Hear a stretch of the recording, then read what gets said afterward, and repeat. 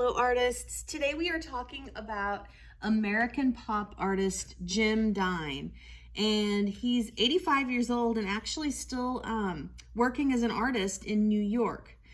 So he was famous for using objects from ordinary life, just ordinary objects in his artwork.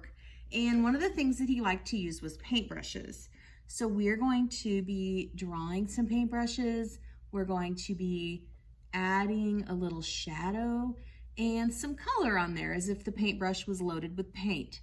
So if you happen to have paint at home, that is fabulous, because at school what we're going to do is not only going to just paint a little bit of paint at the top of the paintbrushes, but we're going to do a little bit of splatter painting to just kind of jazz it up, make it look a little more exciting.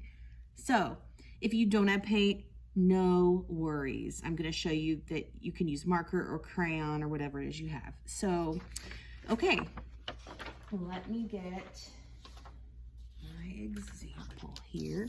This is my example, my small one.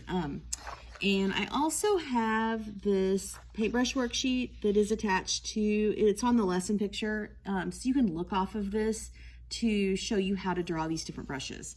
So feel free to look off of that when you're drawing. Okay, but what I wanted to show you on this was, I did use a Sharpie. If you have a Sharpie, that would be great. If not, that's okay too. Use whatever you have. You're going to be drawing these paintbrushes, filling your paper. You could see on the big one, I did 5. On this little piece of paper, I did 3. But I used a pencil. In class, we're going to use something called charcoal, which is a little darker and smudgier and makes kind of a more of a shadow. But we can use pencil, and you can see how I just went along the side. What that does is it gives it a little bit of lift, and it makes it look like a 3-dimensional paintbrush is sitting on the table and it's casting a shadow. See that? Okay, so just a little bit of shadow on the side. And then I tried with crayon, and I put a little bit of color at the top, and I tried, this is marker.